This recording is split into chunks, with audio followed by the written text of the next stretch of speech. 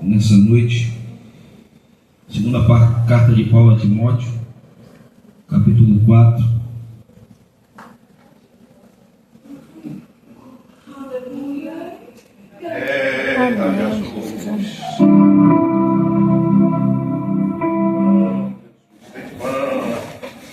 Glória a Deus. Capítulo 4, 2 Timóteo, versículos do 1 ao 5. Tem alguns irmãos procurando ainda, vou aguardar mais um pouquinho para a gente ler junto. Glória a Deus. Aleluia. Vamos estar na casa do Senhor nessa noite. Amém, Jesus. 2 Timóteo capítulo 4, os versos 1 ao 5. Todos acharam? Tem gente ainda procurando ali. Vamos aguardar mais um pouco. Depois de Gênesis e Apocalipse. Amém, Jesus. Depois de Gênesis e Apocalipse. Já ajudei bastante. 2 Timóteo capítulo 4. Encostar da Chile. Amém? Vamos ler. Diz assim: Conjuro-te, pois, diante de Deus e do Senhor Jesus Cristo, que há de julgar os vivos e os mortos, na sua vinda e no seu reino, que pregues a palavra, instes a tempo e fora de tempo, redarguas, repreendas, exortes, com toda a longanimidade e doutrina, porque virá tempo em que não sofrerão a sã doutrina, mas, tendo comichão nos ouvidos, amontoarão para si doutores conforme as suas próprias concupiscências, e desviarão os ouvidos da verdade, voltando às fábulas. Mas tu se sóbrio em tudo, sofre as aflições, faze a obra tua evangelista, cumpre o teu ministério. Amém, Jesus. Precisa sentar, meus irmãos. Amém. Glória a Deus. Queria compartilhar com os irmãos algo dentro desse texto nessa noite. O pastor nos mandou uma mensagem para ministrar hoje. Na verdade, eu já estava com um desejo de ministrar esse texto, que é uma palavra que Deus já tinha me dado há alguns dias. E tudo que Deus nos dá, a gente precisa compartilhar, né? Deus não nos ensina a viver um evangelho egoísta. Então, toda vez que Deus me dá algo, eu sempre compartilho com os irmãos, porque eu sei que não é apenas para mim. Primeiro sou eu que estou precisando, e depois eu passo para os demais irmãos também, porque a palavra ela é viva e eficaz. Aleluia. Meus irmãos, a segunda carta de Paulo a Timóteo vai nos tratar acerca de um tempo descrito por Paulo como tempos trabalhosos, tempos difíceis. Paulo, ao longo da sua trajetória, ele não só evangelizou e plantou igreja, mas uma das grandes preocupações de Paulo era com a continuidade. Era não só criar, mas que aquilo que a igreja que foi criada, ela permanecesse. Por isso ele vai escrever as cartas, ele vai enviar apóstolos para que as pessoas elas tivessem o devido suporte, para que pudessem continuar naquilo que tinha sido ensinado, instruído. E Timóteo, ele é alguém que vai ocupar um lugar especial no ministério de Paulo. Timóteo vai ter uma atenção extra, porque Paulo vai olhar em Timóteo e vai ver um jovem que, através da sua mãe Eunice, da sua avó Loide, se eu não estiver enganado, ele vai ser bem instruído na palavra de Deus. Então Paulo, o profeta Jairus, vai ver ali uma oportunidade de investimento em alguém que, mesmo ainda jovem, mas com um grande potencial, já vista que tinha sido instruído de acordo com a palavra, para dar continuidade ao evangelho. Timóteo vai receber de Paulo uma atenção especial. Não é à toa que, para Timóteo, Paulo vai escrever 2 cartas endereçadas única e exclusivamente para eles. A primeira carta que Paulo escreve, minha pastora de Mona, é para orientar o obreiro Timóteo no seu primeiro desafio, igreja de Éfeso. E Paulo precisava aprender Timóteo precisava aprender a como se portar, a como conduzir, como tratar os irmãos, como se comportar diante dos desafios que ele iria receber. Paulo escreve: olha, trate as mais velhas como mãe.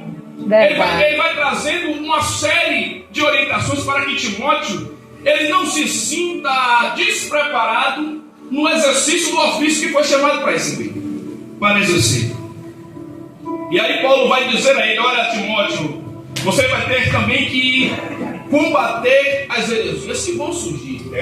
Vai ter os desafios que você vai precisar enfrentar, mas eu quero que você entenda que você precisa estar preparado para isso. E ele vai dizer: e ensinar a doutrina correta, além de instruir sobre responsabilidades e qualificações necessárias para a liderança do obreiro. Seja marido de uma só mulher, que maneje bem a palavra. Tudo estava ali determinado para que Timóteo entendesse que o que ele não tinha, ele podia buscar e receber de Deus, mas que era essencial para o exercício ministerial que ele fora chamado. A segunda carta que Paulo escreve, ela já tem um objetivo diferente. O objetivo agora já é um pouco mais sério. É como um crente que aceitou a Jesus há pouco tempo, e os ensinamentos, primeiro, vai ser aquele mingau, como a gente costuma dizer, vai ser aquela refeição mais leve, vai ser aprender a orar, vai ser conhecer Deus, conhecer um pouco da palavra, mas depois de um tempo ele já começa a ser instruído de uma forma mais profunda, mais íntima. Então a segunda carta, ela serve para isso. Porque na segunda carta, Paulo vai deixar os objetivos finais, as orientações finais para Timóteo, vai trazer um encorajamento pessoal e vai trazer também a importância da preservação da doutrina. E aqui que eu quero pregar nessa noite, sobre preservar a doutrina. Aleluia! Paulo sabia que viriam tempos trabalhosos. Tempos, meu pastor, em que se levantariam pessoas para tentar distorcer, não a palavra, porque a palavra de Deus ela é santa e ninguém distorce. Amém. Mas tentar distorcer, minha pastora, o entendimento de alguns acerca do que está escrito. Verdade. E quando eu comecei a ler esse texto, parece que nós estamos vendo Paulo escrevendo nos dias atuais. Que dias são esses, irmão Tomás? Dias em que as pessoas têm criado para si um evangelho de total conveniência e total comodismo, em que não se exige mais a santidade e a renúncia, mas que pelo contrário continua se vivendo da forma como se quer viver, fazendo o que se acha melhor fazer e achando que há um Deus que é conivente e concorda com tudo isso. É verdade. Misericórdia de nós, Jesus. Paulo está alertando Timóteo sobre esses dias que existem em nosso tempo.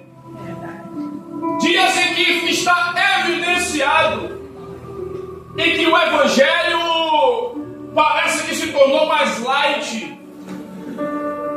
Aquele evangelho, irmão, de 20 anos atrás parece que não tem mais espaço nos dias de hoje. É verdade, Jesus, misericórdia de Quando eu nós. olho para a geração passada e me lembro que nos dias passados chegávamos à igreja às 8 da manhã e ficávamos até às 2 da tarde para participar da Santa Ceia em jejum e oração. E vemos hoje que hoje foi tudo mais adaptado para algo mais fácil, para diminuir o esforço, e muitos mesmo assim ainda não participam. É verdade, Jesus. Parece que o evangelho se tornou algo mais tranquilo. Mas deixa eu dizer uma verdade nessa noite. O reino de Deus ainda é tomado à força. É sim, glória a Deus. Verdade, Jesus. Cada um ainda tem que fazer a sua parte. Jesus vai dizer: olha, se alguém quer vir, negue-se a si mesmo, tome a sua cruz e siga. Mas hoje estão querendo excluir a cruz do evangelho. Por quê? Porque a cruz simboliza renúncia, sacrifício. Parece que hoje não há mais necessidade de se sacrificar para servir a esse Deus. Mas seria tão bom, tão maravilhoso, se o evangelho fosse esse mar de rosas que tem sido pregado, essa hipergraça que tem sido oferecida, de um Deus que só faz que só realiza, que só entrega, e eu não preciso fazer nada para receber em troca. Parece hoje que estamos vivendo um tempo em que as pessoas descobriram um Deus diferente do que é apresentado na Bíblia. E sobre isso Paulo estava alertando Timóteo. Tempos trabalhosos. Isso é tão sério que ele vai começar dizendo no capítulo 3. A epígrafe do texto fala de uma corrupção extrema. Vão olhar e ver corrupção em todos os lados. E no versículo 14 ele vai dizer a Timóteo a importância de permanecer. Ele diz: olha, tu porém permanece naquilo que aprendeste e que foste inteirado, sabendo de quem tens o aprendido. Ele está dizendo: olha, Timóteo, nos tempos trabalhosos vão surgir muitas coisas que vão turbar a mente e o entendimento de muito, mas é importante você permanecer naquilo que você aprendeu. Sabe o que Paulo está dizendo? É a importância de conhecer a palavra, a importância de se relacionar com Deus, porque no tempo em que nós estamos vivendo é imprescindível você conhecer o Deus que você serve, porque por trás de muitas coisas está existindo uma heresia terrível, e infelizmente muitas vezes nós não percebemos É verdade, Jesus, misericórdia de nós. Misericórdia de nós, Jesus. O inimigo não vai chegar já mostrando a você a armadilha que vai lhe derrubar, mas ele vai mostrar primeiro aquilo que vai lhe atrair. Obrigado. Aquilo que vai chamar a sua atenção, que vai parecer oportuno aos seus olhos, mas lá na frente tem uma armadilha preparada. A Bíblia fala sobre isso: há caminhos que para o homem parece ser bom, mas o seu final é morte. Sabe por quê? Porque o homem não consegue enxergar lá na frente. Mas Paulo, usado por Deus para orientar Timóteo, vai deixar a palavra de Deus, que é viva e eficaz, e nos prepara hoje para viver o amanhã. Como assim? Eu vou falar. Talvez Deus não te revele o que vai acontecer amanhã, mas através da sua palavra Ele te prepara para viver o que vai acontecer amanhã. Amém. Nem sempre Deus vai te mostrar o que você vai passar, mas Ele sempre vai estar com você, te preparando para te sustentar nesses momentos de dificuldade. Eu creio. Aleluia. Eu creio, Jesus. O alerta de Paulo era esse: olha, Eu Timóteo, creio, Jesus. Eu creio. eu estou morrendo. Paulo já estava prestes a ser degolado, e ele não estava preocupado com isso, ele estava preocupado com os tempos trabalhosos que viriam, irmão. Quando ele vai dizer assim: olha, quanto a mim, eu sei em quem tenho crido. Ele vai dizer: eu sei aonde eu depositei, aonde eu investi. E o meu investimento não se perde, porque eu sei que não perder a minha vida para o Evangelho. Pelo contrário, foi para isso que eu investi. Aleluia. Ele está falando de uma certeza que ele tinha: combati o bom combate, acabei a carreira, guardei a fé. O que eu tinha que fazer, Timóteo, eu já fiz, mas a minha preocupação não é que a minha vida vai ser ceifada. A minha preocupação é que você esteja preparado para enfrentar os dias que serão difíceis. E aí ele começa a dizer no versículo 3, porque no versículo 2 ele começa dizendo no versículo 1, ele diz assim: ó, conjuro-te. E a expressão conjuro-te quer dizer eu suplico, eu imploro. Ele está dizendo: olha, Timóteo, o que eu vou te pedir agora é algo que não pode deixar de ser feito. E já estava sério aqui a coisa, e ele vai estreitando, mas ele vai dizer assim: olha, eu conjunto diante de Deus e de Jesus Cristo, para que Timóteo entendesse que havia testemunha do pedido de Paulo, Jesus Cristo, que é de julgar os mortos na sua vinda no seu reino. E aí depois que ele diz isso, aí só então ele vai fazer o pedido. Que pedido é esse? Que pregues a palavra. Amém, Jesus. Que pregues a palavra. Jesus, me ajuda. Mas não é só pregar a palavra. Ele está suplicando para que Timóteo pregue a palavra, mas não é só pregar como eu estou pregando aqui nessa noite, não. Ele vai dizer assim: ó, enches em tempo e fora de tempo. E a expressão aqui, enches, quer dizer insistentemente, de forma frequente. E sabe por que Paulo vai enfatizar isso, Celice? Porque é difícil pregar em tempos trabalhosos. É verdade, Jesus. É fácil pregar aqui, onde todos compartilham da mesma fé, do mesmo pensamento e entendimento, velho. Mas aonde você não, o evangelho não é aceito, é difícil. Tem que ter perseverança. É verdade. Tem que ter fé. Tem que ter coragem. E Paulo está dizendo: olha, Timóteo, virão dias que serão trabalhosos e vai exigir de você perseverança, coragem, insistência. Mas entenda que o Deus que te chamou vai te sustentar.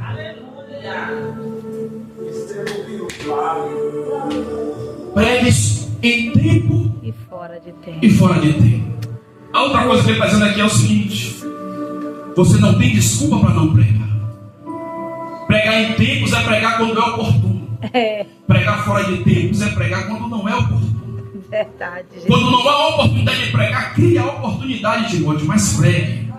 Porque a palavra é essencial.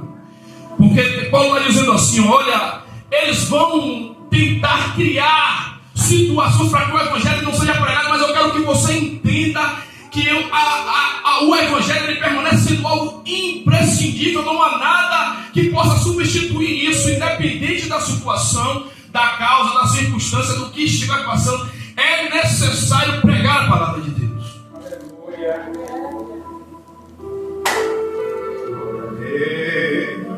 Redargue-as, repreendas, exorte com toda a longanimidade e doutrina. Amém, Jesus. Redarguar é argumentar.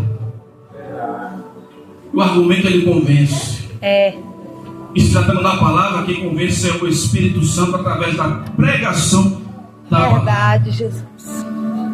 A repreensão muda a conduta É verdade, Jesus. e a exortação motiva. É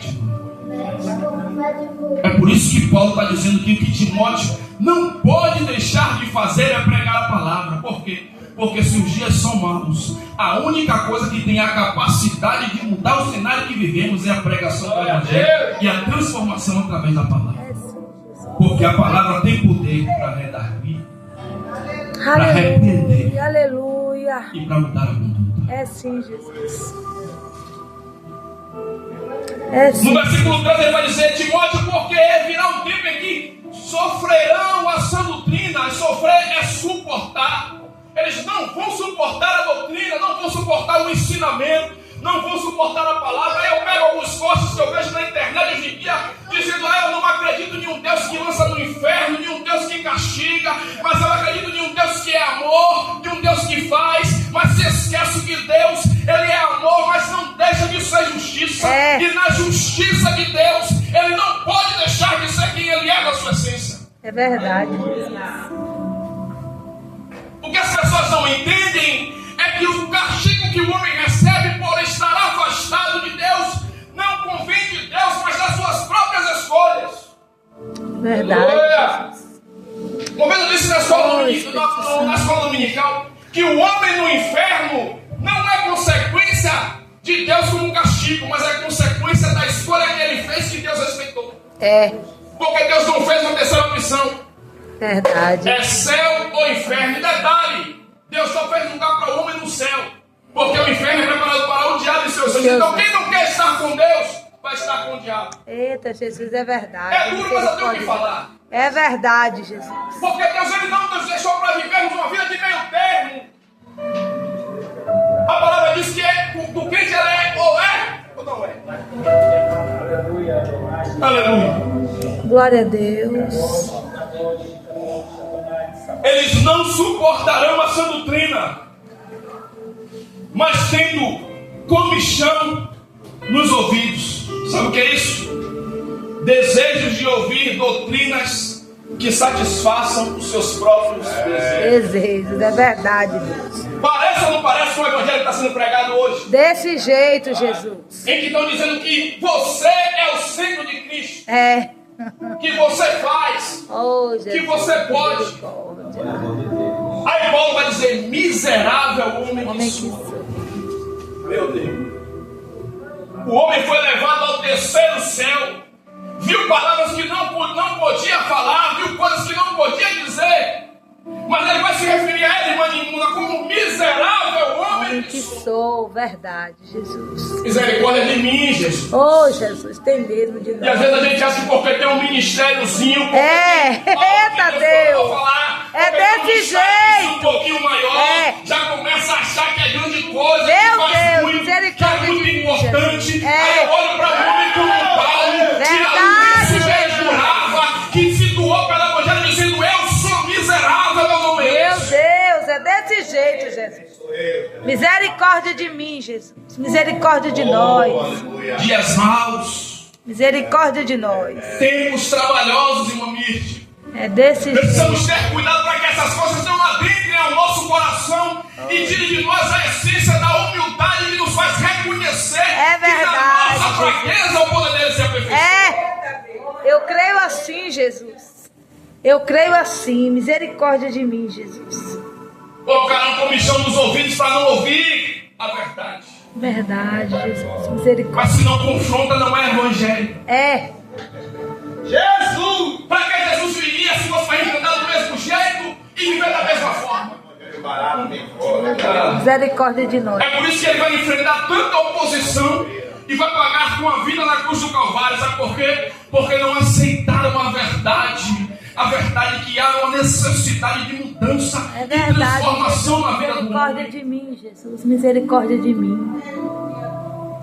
Misericórdia. Versículo 4: e desviarão os ouvidos da verdade, voltando-se a fábulas,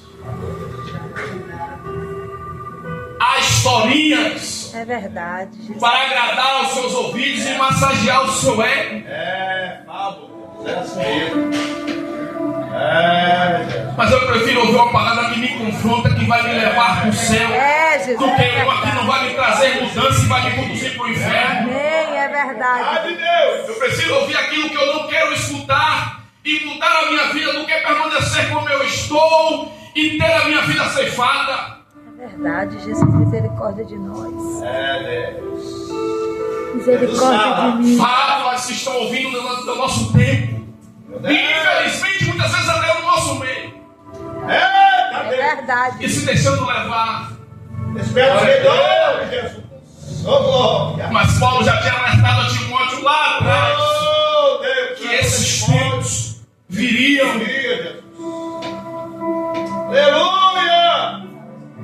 A geração que está no mundo hoje é uma geração que quer salvação sem pastor, Eita, Jesus, é verdade. quer ser igreja sem céu Verdade. e quer servir a Jesus sem levar a cruz. É. Aí eu pergunto: como é que você É desse jeito. consegue sair salvo sem ter pastor? Misericórdia de nós. Se é o pastor que orienta, Misericórdia de nós. se é o pastor, o profeta Jair que conduz, É. se é o pastor, meu pastor Paulo que protege. É verdade, Deus. Ovelha sem pastor, ela tem a ovelha fica vulnerável porque não tem defesa. Fica disponível para os lobos. Eita, Jesus, é verdade. É por isso que o Evangelho nos força ser crescidos. Sabe por quê? Porque as pessoas têm deixado de seguir a orientação dos homens que Deus tem levantado e tem dado ouvido a essas fábulas contadas por lobos que estão conduzindo nós para o inferno. É verdade, Jesus. Misericórdia de nós. Já disse, eu fico estarrecido como as pessoas não conseguem nem enxergar os escândalos que têm sido feitos e as heresias que têm sido pregadas. É verdade, Jesus. Misericórdia. É cumprimento da palavra quando se fala que o inimigo, ele Satanás, ele cegou o entendimento do homem. Porque chega a ser surreal as barbaridades que vemos. É. E as pessoas tomam aquilo como evangelho, como verdade. É verdade, Jesus. Misericórdia de nós. Sabe por quê? Porque não está sendo orientado por pastor, mas por lobo. Eita Deus! Verdade, Jesus. Sendo Misericórdia. alimentado por qualquer coisa. Comendo em qualquer pasto, eu vou falar. É verdade, Jesus. Sabe o que é isso? É a falta da comunhão, do ensino. É verdade, Jesus. É a falta da escola dominical, dos cursos. É verdade, Jesus. Desse jeito. Meu Deus, misericórdia. Precisamos ter cuidado. Verdade, Jesus. Porque Satanás não está brincando em nosso tempo. É verdade, Jesus. Misericórdia. Em outros tempos, Reinaldo, a gente precisava ir para outros lugares para ouvir muitas coisas, mas hoje basta você pegar o seu celular. Esse dia eu recebi de uma jovem uma heresia absurda, que ela me mandou só para eu ver e eu dar minha opinião. E eu disse: você vê a sutileza como o Satanás age para tentar colocar esse entendimento absurdo na mente das pessoas. É verdade. E muitos são levados por isso. É verdade, Jesus. Misericórdia, meu Deus. Eu já estou finalizando, ele vai dizer no verso de número 5. Oh Deus, tenha misericórdia. Mas tu, tenha misericórdia de nós. ser sóbrio. Amém, Jesus. Nos ajuda, Senhor. Ser sóbrio em tudo. Nos ajuda, Senhor. Sofre as aflições e faz a obra do evangelista. Cumpre teu ministério. Amém, Jesus. Glória a Deus. E aqui eu vou encerrar dizendo o seguinte: é que independente de tudo isso, Timóteo não podia usar as dificuldades como desculpa para não exercer o ministério. É verdade, Deus. Eita, Jesus. Aí, meu pastor, quando ele fala, Espírito Santo. quando ele fala cumpre o teu ministério, Timóteo vai voltar para o início do capítulo do ministério e vai lembrar que Paulo está escrevendo diante de Deus e de Jesus. Aleluia. Ele vai dizer: eu não tenho escolha, eu não tenho escapatória. Oh, Espírito Eu preciso fazer o que Deus determinou que eu fizesse. Espírito Santo, Espírito Deixa eu Santo. liberar uma palavra de Deus para a sua vida. Amém, Jesus. Independente das dificuldades dos dias que passamos, independente das aflições, o Deus que te chamou vai te dar estrutura para exercer o teu ministério. Eu creio, Jesus. A dificuldade não vai te parar, os dias maus não vão te prender. Amém. O Deus que te capacitou e te encheu da essência dele vai te fazer permanecer de pé, pregando a palavra, exercendo o chamado e o ministério em tempo e fora de tempo. Não importa quem está com comichão no ouvido, não importa quem não quer ouvir, não importa quem são os irreconciliáveis. O importante é que o Deus que te chamou ainda é o que te sustenta, ainda é o que te guarda, ainda é o que te mantém de pé, e ainda é o Deus que te diz: pregue a palavra, porque através da palavra eu vou mudar o destino dessa geração. Eu creio, Deus. Aleluia. Permanece sóbrio, Timóteo. Amém. E Maria está falando da resiliência. Não importa o que você sofreu, não muda a sua essência. Aleluia. É como o amor, profeta Jair. Se você pega ela desse tamanho, você puxa, ela fica desse. Mas quando você solta, ela retorna ao tamanho original. Resiliência é o crente. O que está fora não tem poder de alterar o que Deus colocou dentro. Amém. Você ainda é vaso. Você ainda é instrumento. Você ainda é uma arma na mão de Deus para ser usada para mudar essa geração. Amém, Jesus. Em tempos e fora de tempo. Amém, Jesus. Dias maus. Glória a Deus. Tempos trabalhosos. Glória a Deus. Mas ser sóbrio Amém. e exerce o teu ministério Amém. até o final. Amém. Que Deus abençoe. Glória a Deus. Amém, Jesus.